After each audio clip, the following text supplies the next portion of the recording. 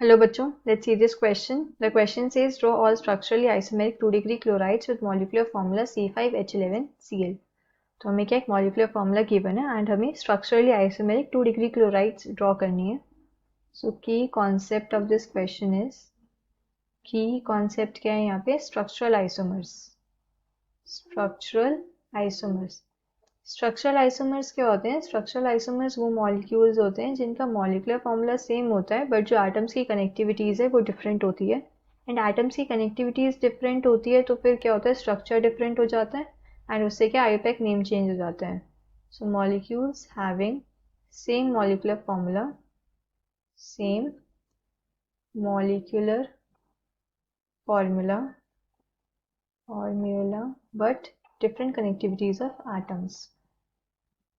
But different connectivities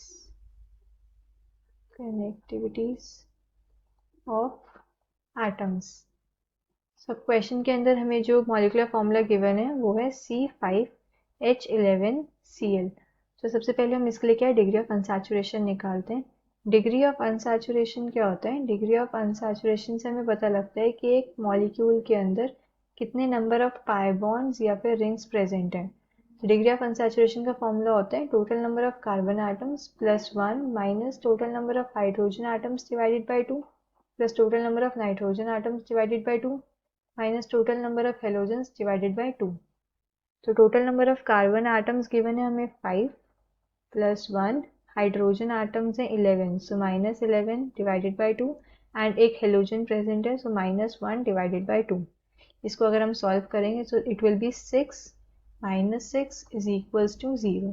degree of unsaturation 0 है, it means क्या saturated है ये. इसके अंदर कोई भी रिंग प्रेजेंट नहीं है, कोई भी डबल बॉन्ड प्रेजेंट नहीं है. तो अब क्या है, C5H11Cl के हमें आइसोमेरिक स्ट्रक्चर्स ड्रॉ करने हैं. और 2 डिग्री क्लोराइड क्या होती है? अगर मैं बात करूं 1 डिग्री क्लोराइड क्या होगी, 1 डिग्री क्लोराइड को हम ऐसे बोल सकते हैं कि क्लोराइड एटम जिस कार्बन एटम से अटैच्ड है वो आगे एक और कार्बन एटम से अटैच्ड है एंड 2 हाइड्रोजन एटम से अटैच्ड है. सो ये ऐसा होता है लाइक CH2Cl. इस टाइप का होता है हमारा 1 डिग्री क्लोराइड.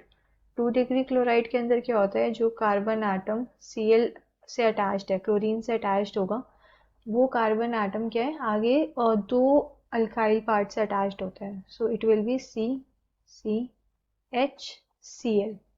तो ये होती है हमारे पास 2 degree chloride. And 3 degree chlorides क्या होंगी, जो कार्बन एटम क्लोरीन से अटैच्ड है वो आगे 3 अल्काइल पार्ट से कनेक्टेड होता है. तो this will be 3 degree chloride. अब हमें क्या 2 डिग्री क्लोराइड वाले स्ट्रक्चर्स ड्रॉ करने हैं. 2 डिग्री क्लोराइड्स ड्रॉ करनी है. तो अगर अब मैं इसके पहले हम सारी पॉसिबिलिटीज़ बना के देख लेते हैं. तो फर्स्ट पॉसिबिलिटी क्या होगी, मैंने 5 कार्बन एटम्स हैं उनको स्ट्रेट चेन के अंदर लगा दिया एंड यहाँ पे क्लोरीन लगा दिया. तो ये हो गया मेरा 1 क्लोरोपेंटेन.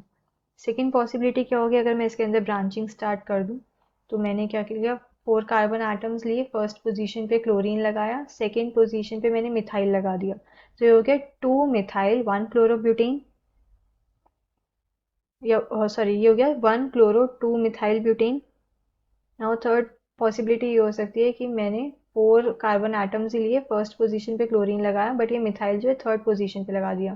तो ये क्या हो जाएगा 1 क्लोरो 3 मिथाइल ब्यूटेन.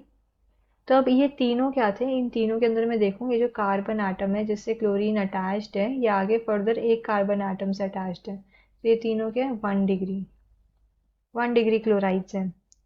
अब एक पॉसिबिलिटी क्या हो सकती है, अगर इसके अंदर मैं फर्दर ब्रांचिंग करूँ.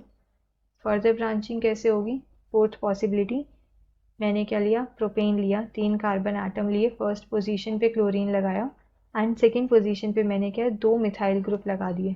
तो ये मेरे पास क्या हो जाएगा 1 chloro 2 methyl 1 chloro 2 dimethyl propane. अब इसके अंदर भी ये जो क्लोरीन जिस कार्बन एटम से अटैच्ड है ये आगे एक कार्बन एटम से अटैच्ड है. तो ये क्या 1 डिग्री क्लोराइड है. 4 पॉसिबिलिटीज़ तो ये हो गई. नाउ अगर अब मैं बात करूँ, मेरे पास क्या था, पेंटेन था. पेंटेन की मैंने फर्स्ट पोजीशन पे क्लोरीन लगाया था, ये 1 क्लोरोपेंटेन. बट अगर मैं इसकी सेकेंड पोजीशन पे क्लोरीन लगा दूँ यहाँ पे, तो इस केस में क्या होगा कि जो क्लोरीन जिस कार्बन आटम से अटैच्ड है, ये आगे 2 कार्बन आटम से अटैच्ड है, तो ये हो गई हमारे पास 2 डिग्री क्लोराइड। अब ये मैंने क्या सेकंड पोजीशन पे, फर्स्ट और ये सेकंड पोजीशन पे क्लोरीन आटम लगाया, इसको मैं थर्ड पोजीशन पे भी लगा सकती हूँ।